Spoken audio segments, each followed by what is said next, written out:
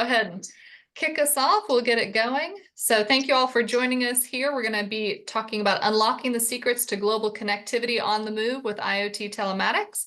Joined today by Curtis Govan, President of the Americas here at FlowLife. He serves as our president for North America. He's an accomplished leader with 25 years of broad experience and expertise in the technology leadership, business development, and sales. He was most recently the GM and Global VP Dealer and Heavy Equipment for Uptake, an industry leader in industrial artificial intelligence and IoT. Prior to joining Uptake, Curtis spent almost 12 years at Cisco Jasper, where he held several roles, with the most recent being Head of Global Sales Business Development and Regional Manager Director, Canada. So thank you, Joe, for joining us, Curtis. We're pleased to have you. Thank you, Lisa. Glad to be here. Looking forward to the conversation today. Great. We're also joined by Dean, who is the North American Director for our friends at Quek Global. So Dean Richmond serves as Quek Global's Director for North America. He's 25 years of leadership experience in IT, wireless, and IoT products, leading to go-to-market efforts in sales, service, product, and marketing. He's led technology startups in major established companies like Sony and Toshiba, along with up-and-coming wireless companies like Nextivity. While starting in the PC and gaming industry, hey, that's fun, he spent the last 10 years concentrating on wireless and IoT products, working with connected solutions and partners across the globe to delivery. Thank you, Dean, for joining us. We want to hear about that gaming thing later. Yeah, my pleasure, my pleasure. Always good to talk with you both. Well, good, well, good. So I'll go ahead and advance us forward and we can dive right in. All right, Curtis, you can kick us off? Yeah, so let's maybe start off a little bit about FlowLife. I'll tell you, this topic that we're covering today for telematics is, it's near and dear one, because telematics, if you look at the foundational piece of IoT, when it was M2M, when it was just telematics, it's been around for a long time. It's a key piece that is improving and growing.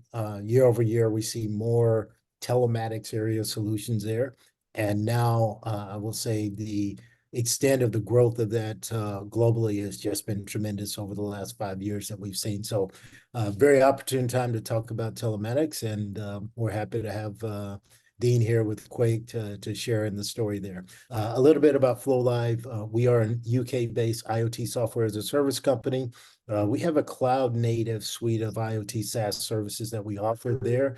All of these services are designed, built, and deployed and managed by FlowLive engineers. This is a fundamentally key part for us, that we own as much of the technology as possible, so we can deliver the highest quality of service at the best cost that we can for our customer base there.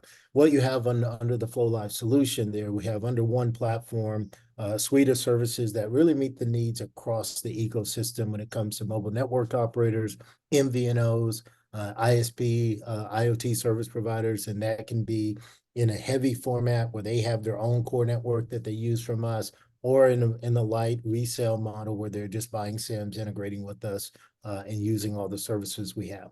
We also support enterprises and OEMs, and we look across all of the services there. So everything from really the only IoT provider in the world that has both EUICC from a consumer perspective and for an IoT perspective, because there's some IoT solutions that are right in between that use the consumer version of it there.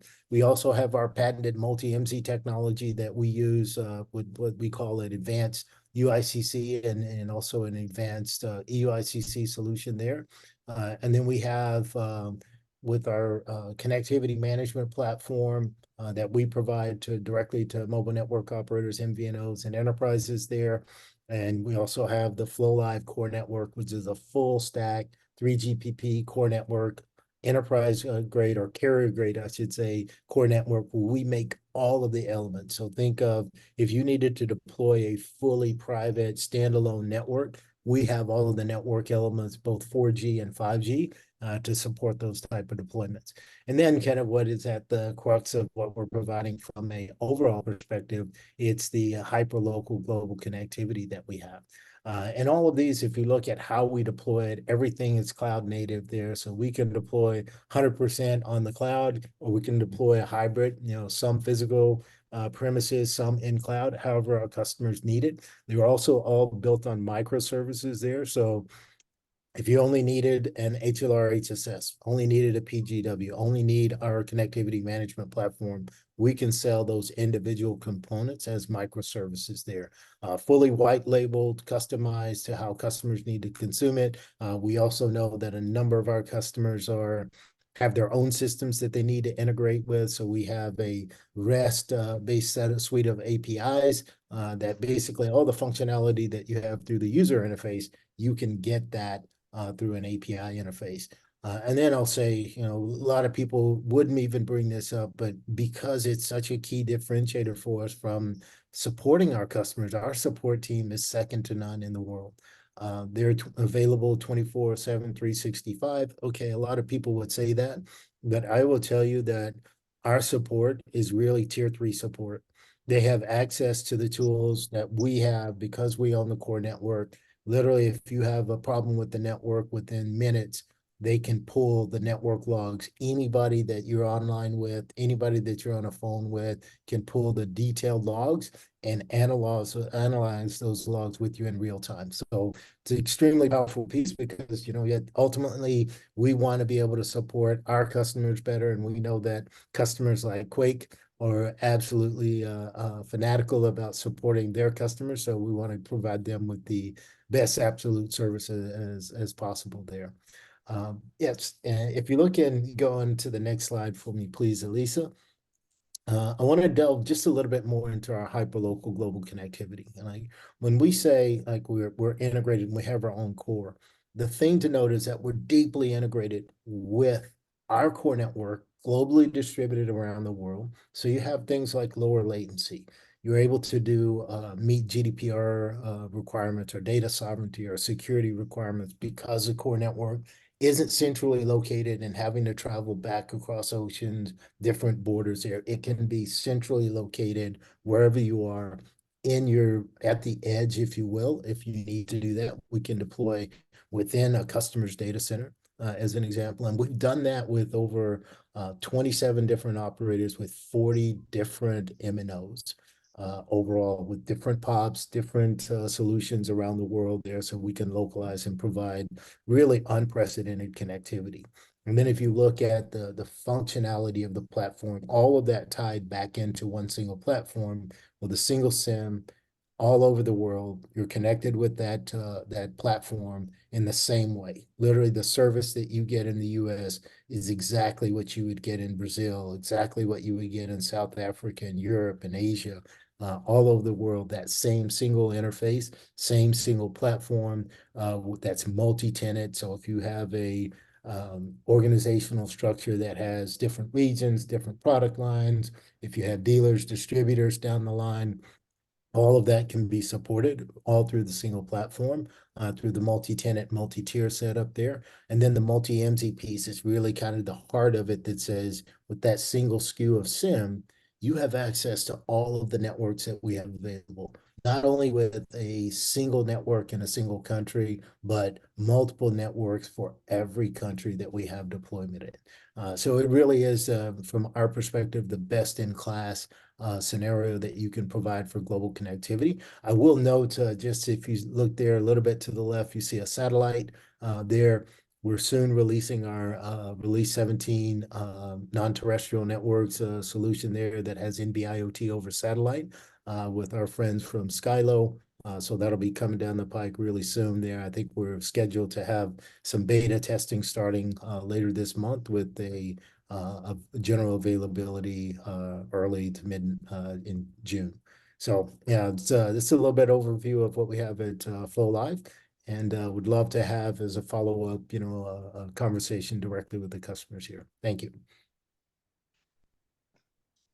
Great. Hard act to follow there, Curtis, but I think we can do it. So I'm Dean Richmond. I'm with Quek Global, as Lisa mentioned. We're a San Diego-based communications company delivering award-winning solutions across the IoT spectrum. We're going to talk a little bit on telematics today and kind of where we fit in the universe. We've been around for a little over 25 years. We are the father of a lot of the modern satellite modem and telematics, and obviously we're doing global cellular coverage as well. So no matter what your needs are, whether satellite or cellular, we have a platform for you. Now, we've delivered these products in that time over 150 countries and really supplied millions of tracking units. So we've reached all sorts of segments here. So we sell to OEMs, software VARs, and integrators. So we touch the construction and mining OEMs, the transportation and vehicle OEMs, agriculture and forestry OEMs, your forklifts and your battery OEMs. That's a really hot market right now as the world is becoming more electrified, right? And then aviation and drones, rail and maritime, and oil and gas. Now, these are programmable solutions. So we've worked with a number of names, covering really your top 25 names in the industry. We're really serving all of those today.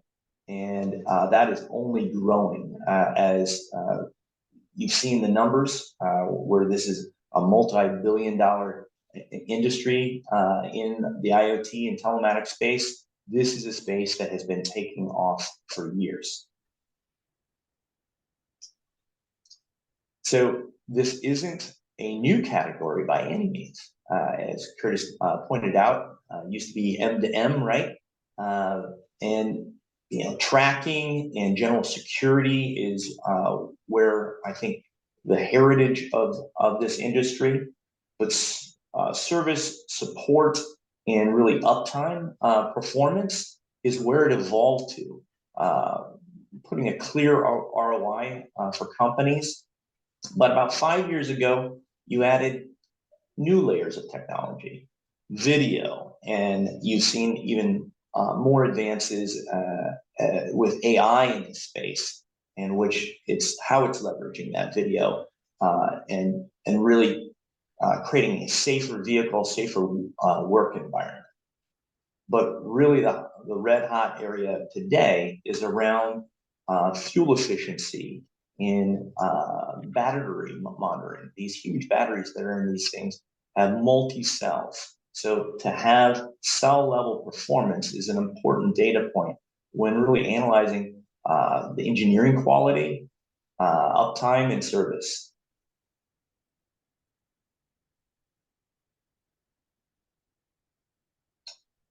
So what are we pulling off a machine? Again, these are programmable solutions to manage, monitor, and secure your equipment, your machine, your vehicle, whether it's read via Canvas or IOs or Ethernet. You can pull any data point that you need to over the air, and you can see even connecting to your ECUs, delivering updates to and from the machine or vehicle in question.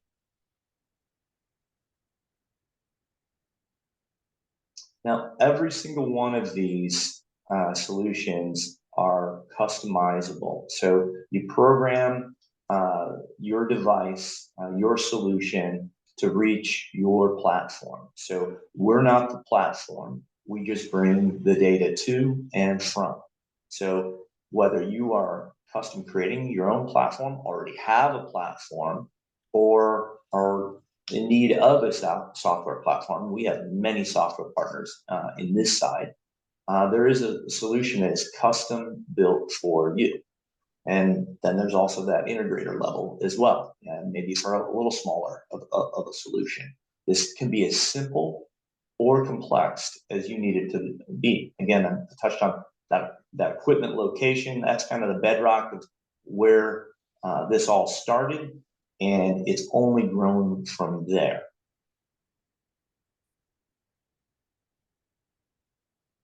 So we have two basic platforms. The Q4000, and that is a satellite solution, whether it's Iridium or Orbcomm, and then a global LT Cat-M NB-IoT, and then GNSS. And again, it's programmable. It's the world's first dual modem. So it can do satellite when you need it to do satellite, cellular when you need it to do cellular. We have about 3 models under that model family, and it can be customized to you. Then there's the Q Connect. The Q Connect is a global LTE Cat1 device, and it has Wi-Fi and Bluetooth capability, Ethernet, GNSS, and has a battery included. Now, both of these model families are, again, field upgradable, over-the-air software updatable to itself, and then to the whole environment within the vehicle or machine or piece of equipment. And that is kind of the lineup of where we want to talk about.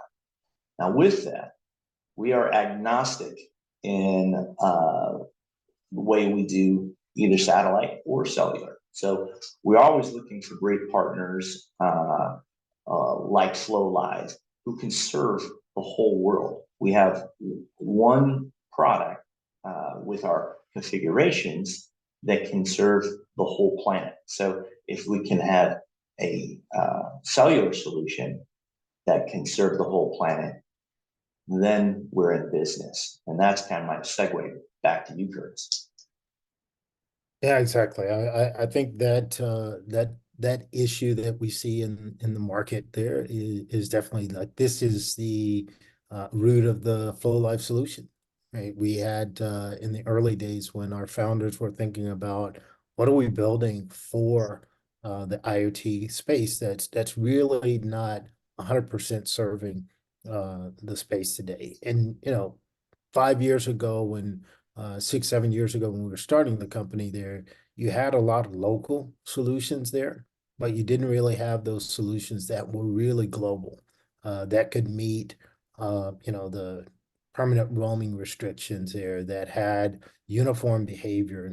Normally people would do some bespoke solution for every market there, or you had something that didn't meet the performance requirement because it was one single network in one country, and if you roamed everywhere, you had limited access to carriers there, and the data was always going back to some central location, so you'd have latency issues or regulatory problems with those solutions there. Another key one that we see that's really come up, and I think it's interesting to see in the telematics space what people have kind of come accustomed to and have adapted to. And that last one there is that consistency along routes, right? Oh, normally people, if they lost connection, they would just go like, look, we just have to accept it because there's no other choice. When you have access to multiple networks, you can switch networks. Like, now you have a choice, and we're seeing customers that are saying, yeah, look, I really need this package to be tracked, this asset to be tracked for every 15 minutes. If I lose it for 15 minutes, then my risk go up. What happened? Did it get damaged? Did it get over temp? Is it lost or stolen? Are people replacing things? Like, we have one solution where if you have a ship, it goes in the shipyard and it's there and they lose track of it, like literally government regulations say you can no longer send that to the US. Because we don't know if somebody replaced the product, if they did it with knockoff product, off market, things like that. So that consistency along routes is one that we're seeing more and more come up. And it's because people realize that, no, now I can have consistency. Now I can get those reports every 15 minutes with multiple technologies like satellite, but with also the multi-IMSI, multi-network solutions there.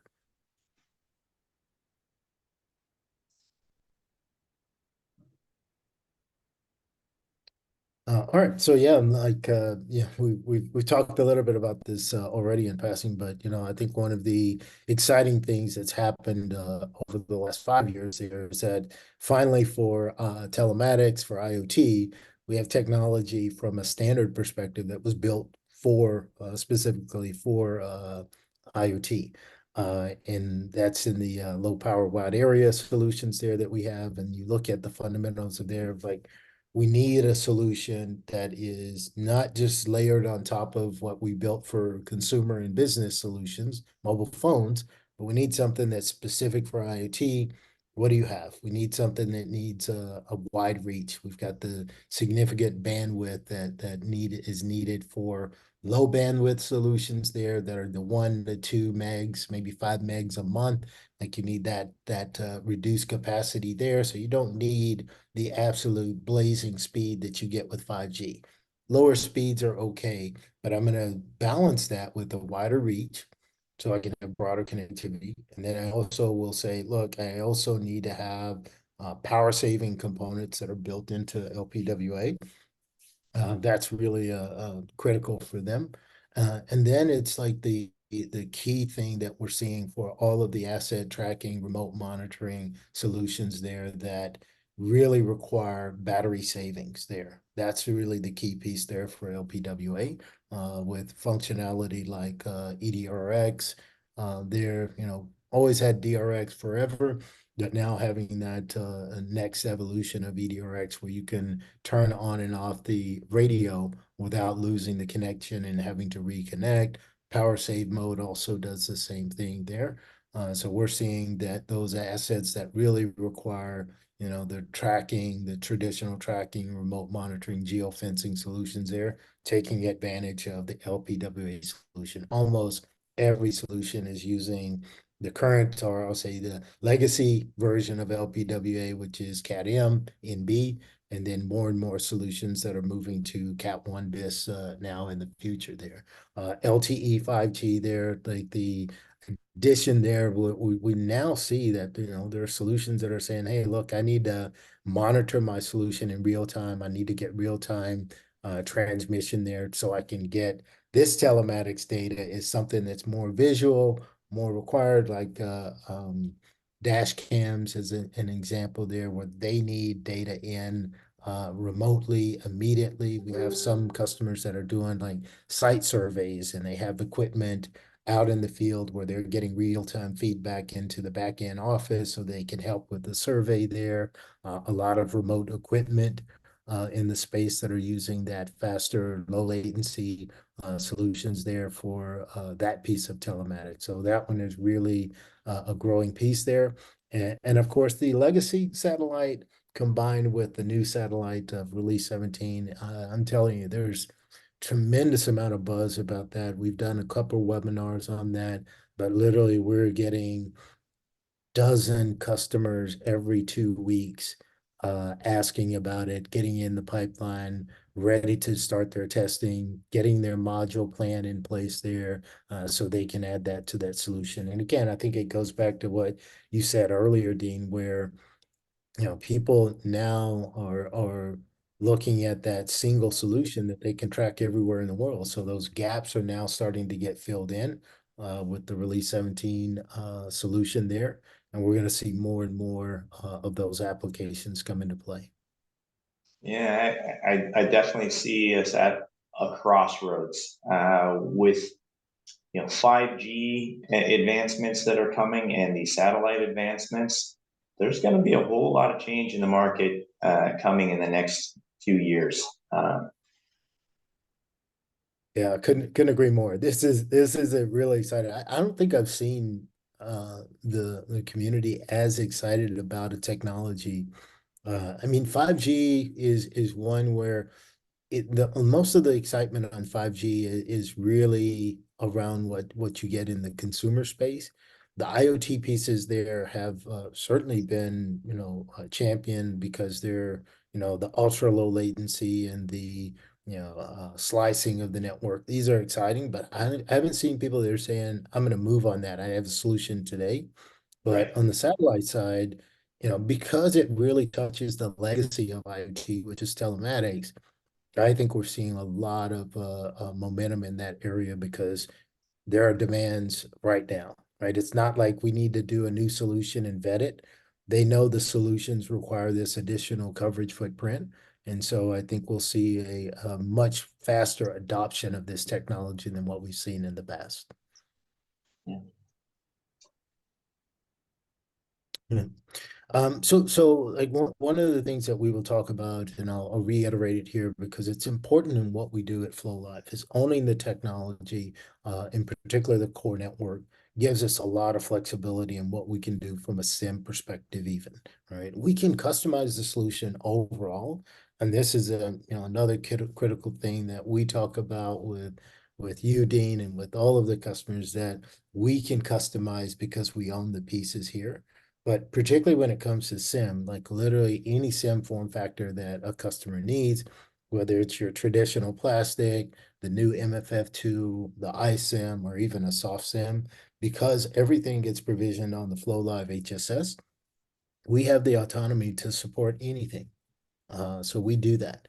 And then from a general perspective, we have our multi-MC solution there that we use with UICC there. And this is, like I mentioned earlier, it's kind of the heart. It's the keys to the kingdom. You literally can take that single SIM and say, I need access to all of the FlowLive networks globally there. You can do that on one single SIM with a lot of automation that allows you to go in between networks, to switch to networks, to prefer different radio access types. I want to be on CAT-M as a preferred, NB as a second, and CAT-M or CAT1 or LTE next. Like all of those things can be customized in our SIM applet and automated. And then on top of that, we realized that the device on the edge has the most information there and is able to make the best decisions in terms of the networks to select and what SIM technology to use. So we allow our customers to use user control on the SIM as well. So they have more knowledge at the edge for the automation of how to use the SIM. We allow to do that and have full control of the SIM and what networks they're selecting, what MZs they have access to. So we have that from the multi-MZ, and then we support the standard UICC in place, and we have a lot of customers come to us asking us for that. I will say most don't use it as a standalone product. Most are using what you see highlighted in the box next, and that's multi-MZ over UICC. So this allows you to get the best of both worlds. Prime example of this, and for Turkey as an example, that's a restricted country. If you go to Turkey, you have the FlowLive MZ embedded in an EUICC profile. So you have multi-MZ running in an EUICC profile that gives you everything that you see on the left within an EUICC profile. But if you go to Turkey and you need to localize, and Turkey requires that you download a profile there, the FlowLive MC will allow you to connect. And then once you're connected, and we know from the network logs that we get in real time on our core network, we know that you're in Turkey, and then you're able to detect that and do the SMSR switch and download the local profile. So you have EUICC, the EUICC profile of the local Turkish carrier there and services there. So this technology allows us to say, what do you need from a solution perspective that best fits your business from a SIM side, and we can customize the solution to meet what the customer needs. And I'm glad you brought up Turkey. Is that was one of the countries that attracted us to you first. As I mentioned, we're agnostic in all of this, and how that a relationship would work is, again, you partner with one of our partners, and then they provide the solution for factory install. But if you're with a company that has to have a different solution by country, then you're not reaching the full benefit of the hardware that is global, and you would have to have multiple SKUs. And there's a cost to that, right? To have multiple inventories and things like that. So this solution all by itself, that global solution, it is really reaping the benefits of having global hardware by having that. Yeah, completely agree. Yeah, in my 17 years now in the business, specifically focused on IoT, right? The reduction of SKUs has probably been the most commonly asked for thing. It's like, hey, how do I get fewer SKUs? And how do I get the same solution around the world? Yeah. Right. As opposed to something bespoke. And yeah, I agree. This is something that is it's mandatory for the industry to grow, right? I think when we all look back at, now for a decade and a half, there's been the promise of billions of IoT devices, which I think we're at, but the multiple billions of devices, like the opportunity is there, the need is there. What we've done now is say we can build it to scale. Right. And having bespoke solutions and multiple SKUs there just isn't scalable. We've seen this with multiple companies that, this has been the bottleneck that they've had the multiple SKUs and different integrations to support. And so getting all of that streamlined, like now we're in the best position to scale that we've ever been. Yeah, and obviously all of these solutions are just getting smarter, smarter, and smarter. And that's the beauty of it. Whether it be on our device where it's programmable and you can do all of this stuff on the edge and not have to send over every bit of data, right?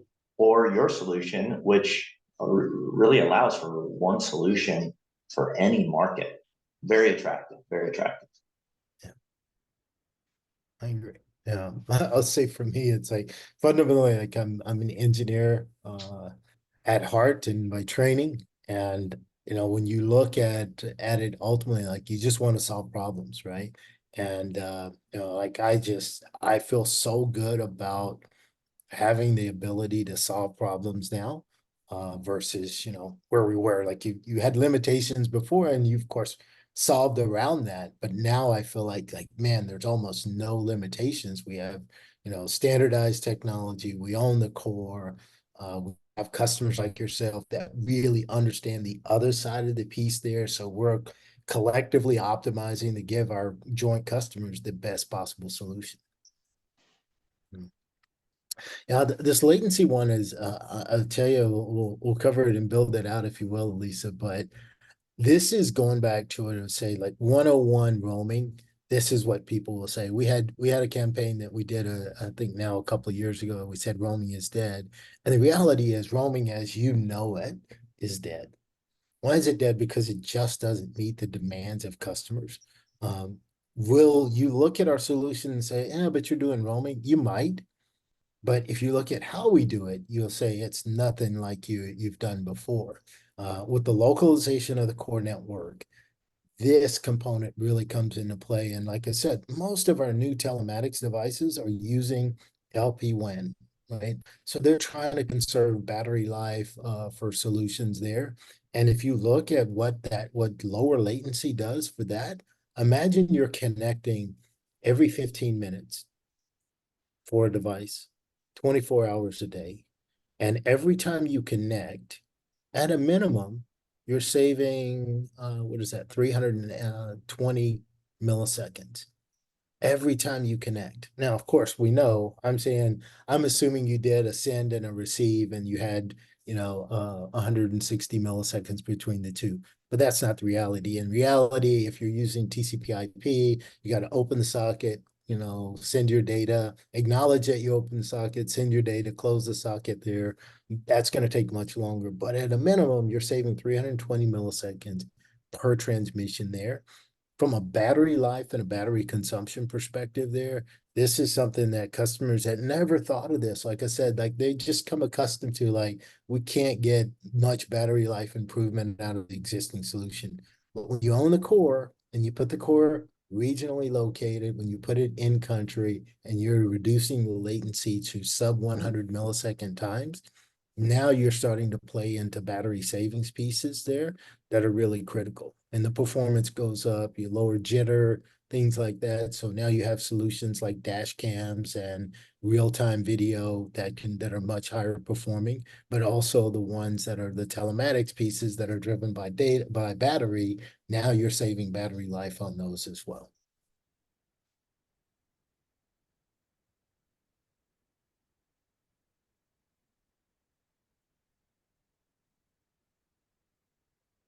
All right.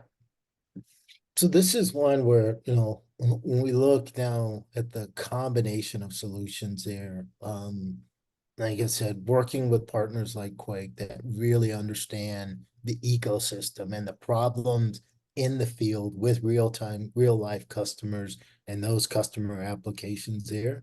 This is where, as a FlowLife team, we are really excited about working with partners like Dean, because now we take the technology we have. And this first component, like, don't underestimate what we're saying here. We can now optimize the network, and the devices are optimized.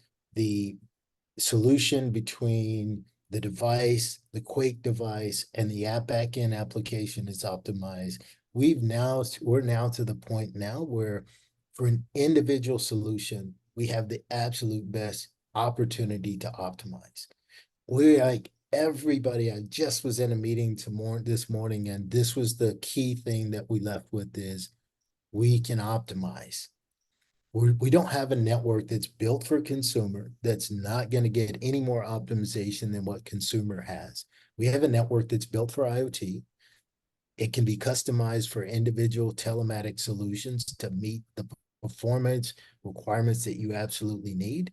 So this is probably the key thing that if I'm asking, what do you leave with? Leave with this piece. We can optimize because we own the core, because Dean owns the hardware, and he knows the solution from end to end that we can all build together to build the absolute best solution there. And I think the rest of this, Dean, from global connectivity, we've talked about that piece there. I think some of these things you can speak to in more detail with the hardware piece that you guys have, and then the fleet management and the technology choices that are available. Well said. Well said. So I think, do we have any questions that we need to hit? We do. And this presentation and recording will be available after the webinar is over. So if you had a part that you loved and you want to hear it again, or you want to share it, you'll be able to do that shortly as well. And so a couple of seed questions that we have.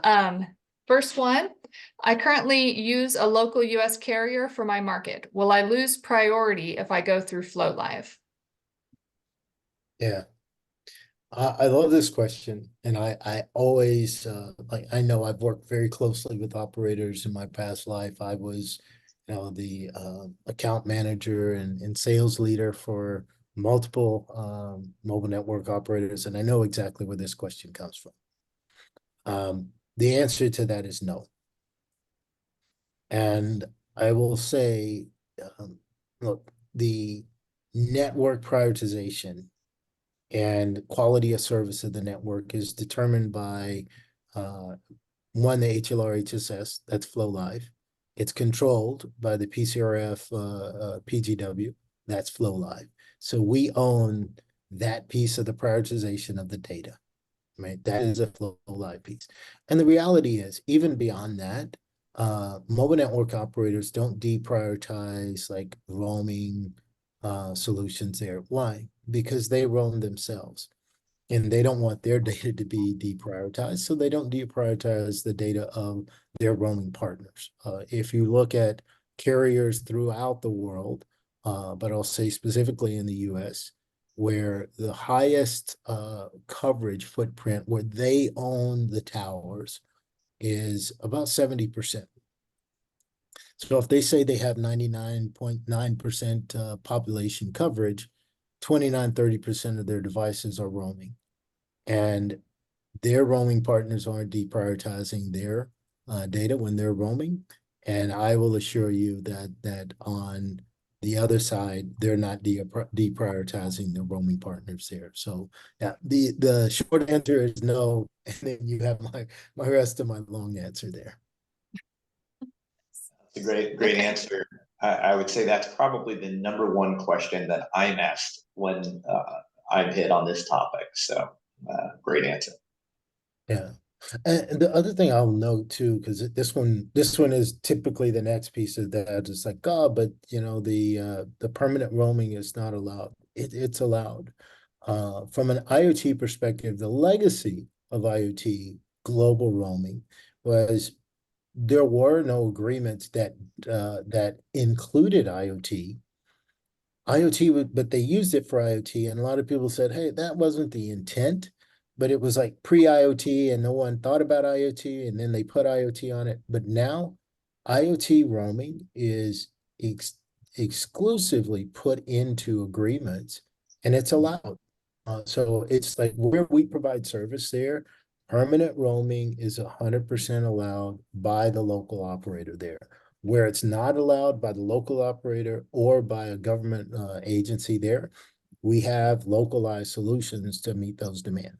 Like we mentioned for Turkey earlier, we have the same for China, we have the same for Brazil, other places around the world. We have localization to meet where there are permanent roaming restrictions mandated by the government, mandated by the local carrier.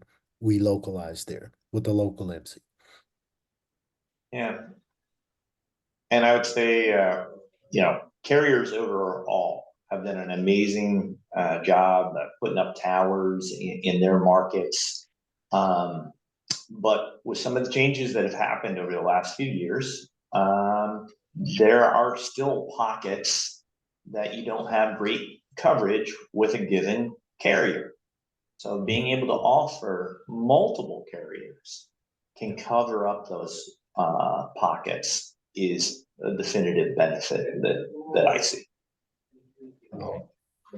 Completely agree. All right, are you ready for the next one? Yeah. Let's get it. All right, we had a good one come in. It says, sounds great, but given the amount of opportunity for growth in the market, what are the challenges the industry and both your organizations are currently facing down? Good question. Big picture question. Yeah, that's a good one. Yeah. I'll first lead with technology advances and changes. Security is only getting better, and there's new regulations that will be coming out soon around that. So we're feverishly working on all of that activity. Excited to make our solutions even more secure than they already are. And then obviously tech transitions, as we talked about earlier, with changes in networks and capability around 5G and new satellite capability. There's a lot, no matter what satellite carrier you're talking about, they're all making significant improvements, impacts, and changes, and adapting with that. And placing those bets. I think those are the things that are big in the industry, and we're all evolving to. Yeah, I'll say, for us, it really is about now that we have more options for the customers that we support. Now it becomes like, oh, I never had these options. I need to consume them. How do I best consume them? So we spend a lot of time with customers, understanding their business, understanding their challenges, and maybe getting to questions that they didn't even know they could ask. Because again, as I mentioned multiple times, it was never a possibility. Now we have to ask those questions to pull out those challenges that they're having and helping them realize that we can solve it. But then what do you need? So now you have multiple options. Now you got to go back and say, how do I take advantage of that? Right. Because when you get the scale, every operations, every company will go through this. As you're scaling, you find different challenges and different problems, right? Even we have the same, every business has this. And when we're seeing this with our customers, like understanding what those layers look like and how we can do the optimization, what options are available for them. Because the normal people would go, hey, this is the device I built. It was really simple, no intelligence on the device. Great. And we say, but now we have all of these options from a SIM perspective, from a network optimization perspective, from different partners we can work with, like Quek. Oh, Now they come back to the drawing table, and that's a bit of time, right? It takes time for those applications, devices need to come up to speed, need to do some optimization on their side, test it obviously thoroughly there. But once we get to that point, and we see this now with several of our customers that we've signed up and been working with now for 4 years. Once they get to that point where they've adopted and they've optimized the technology, they're now at the point where they can get into the rapid scale mode. So we're seeing that. But that challenge of the first piece of just what do we need to do to optimize for the solution that we're collectively able to provide at FlowLive, that's the most challenging piece that we face. Yeah, I like that answer, and you're right. Consumers are looking to do more than ever, and a wider number of them. And when I say consumers, I mean the companies that we're working with. Um, the the wider industry has been using lower level technologies and now see the benefits that maybe the top of the industry has been using for years. And they say, we need a piece of that. As all of this equipment is getting smarter, you need a solution on board that can handle that, do edge computing and things like that. Yeah, I think that's a really good point. The technology improvements on every level has gotten such that like everyone now has access to it, right? If you will, like the costs have come down. The technology is more ubiquitous and more devices, more applications there. So to your point, it's like now everybody, they saw that they could get it before, but they thought they needed to go and do some special development or the cost was prohibitive. Now we're at the point where it's accessible to multiple applications and solutions and different company sizes there. So that's a really positive thing for the industry though, because now we see that proliferation of the technology downstream. That means that lower end companies that are just starting, that are just building up their businesses and advancing and expanding, they have access to this technology. So I know definitively we see this with our customers that the early customers are able to grow much faster, sometimes even at a faster rate than legacy customers because that technology starting point is at a much higher level. Good point. Okay, I've got a couple more technical questions. One being, we sell machines in both the Americas and Europe. How many different profiles can I have? The technical answer to that is you could have 10 today and as many as you need if you needed more. In reality, what we find is typically 3 profiles would at most would be sufficient and more than likely 2. We have our global profiles that we provide that are combined with local infrastructure, regional infrastructure there. So I would say definitely in the US where we have POPs in Dallas and Miami and Ashburn and Chicago, we will have you well covered there. And then in Europe, we have POPs in Sofia, Bulgaria, as well as in Germany as well. So you'd be covered with 1 or 2 MZs in general. That's good. Okay. All right. Question for you, Dean. Specific to how do you choose which Quake platform is better for you? That's a great question, and that's where most of our customers actually start. Which one should I be going to? I think the first question is, do you need satellite coverage? Where is your solution? So if you're in mining or rail or maybe remote forestry, you're probably going to need satellite. And that's where we would really steer the customer right now into the Q4000 platform. If you don't need satellite, and let's say you need video capability or something like that, that's where we would go the Q Connect. Cat 1 is a little wider pipe, and you can do a little bit more with that. So that's kind of where we start the conversation. but it goes a little bit more in depth. Obviously, we'll get our engineering team, your engineering team involved, and really go and do a full analysis with you. Well, I think a good follow-up to that is, okay, so you've picked it. How long does it take to get it up and running? Yeah, and that's a great question. So in this process, you start with a dev kit and you begin to build out. Again, whether you are developing your own set of applications and platform, or you're using a third party, and that really the time frame really is dependent upon resources. So if this becomes an A1 job and you're saying I'm throwing my people at this and we want to get this done, we've got developments done within 30 days. But more often than not, it's more like a 90-day process. That's good. That's good information. All right. And then Curtis, for you,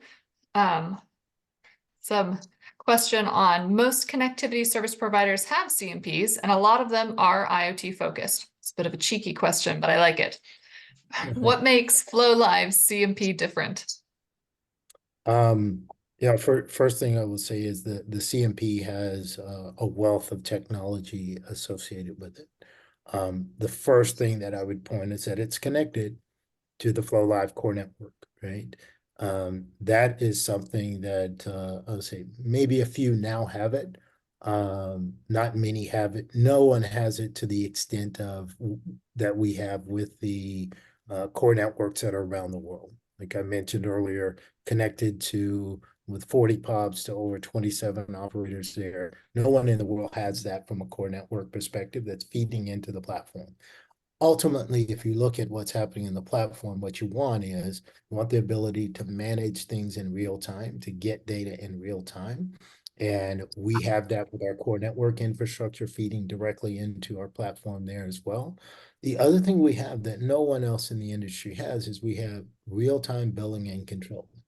We don't do radius-based billing where things happen every 15 minutes, every different data increment or 2 hours, 4 hours, happens in real time.